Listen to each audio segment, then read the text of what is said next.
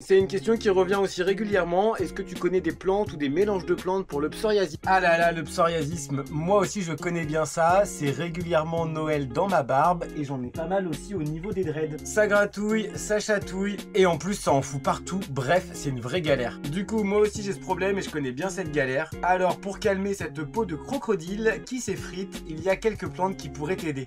Le psoriasisme, c'est donc une maladie de peau inflammatoire qui peuvent être aidées avec certaines plantes. Le psoriasisme, c'est une maladie de peau chronique qui est aussi due au stress et donc certaines plantes pourront t'aider. Personnellement, une des plantes qui m'a le plus aidé, c'est l'aloe vera. J'en ai acheté un gros pot là et du coup je me masse à l'intérieur, ça permet vraiment de calmer les démangeaisons. Tu peux aussi retrouver de l'aloe vera à boire ou en infusion. Tu peux aussi utiliser de la camomille. Ses propriétés anti-inflammatoires et apaisantes seront un bon allié pour ta peau. Bien évidemment, la camomille, c'est une plante que tu retrouves dans plein d'infusions différentes. Tu peux aussi utiliser de la calendula. C'est une plante qui, elle aussi, possède des vertus anti-inflammatoires, mais aussi cicatrisantes. Tu peux aussi regarder pour prendre de l'ortie. Oui, je sais, comme ça a l'air d'être piquant, mais je te jure qu'en infusion ou à manger, c'est délicieux. Tu as aussi le chardon-marie qui, lui, va principalement agir sur le foie, parce qu'un foie en forme, ça se voit aussi sur la peau. Tu as aussi la mauve. Avec ses propriétés émollientes, elle aide à une bonne hydratation de la peau et réduit l'inflammation.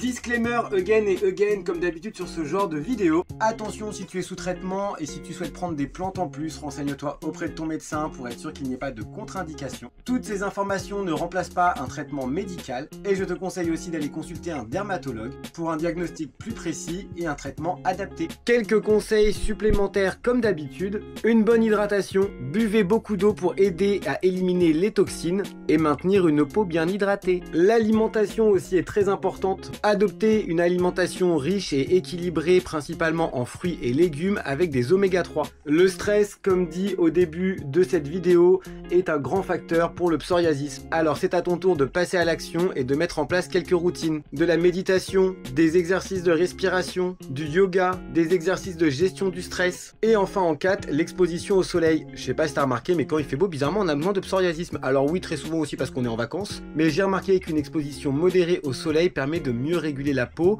et d'éviter tous ces problèmes de pso. J'espère que tout ça va pouvoir vous aider avec vos problèmes de peau. Vous avez été des dizaines à me laisser en commentaire des questions sur lesquelles vous souhaitiez des informations avec les plantes. Je réponds à une question par jour, soyez un peu patient et si tu en as d'autres, n'hésite pas à laisser aussi un petit message.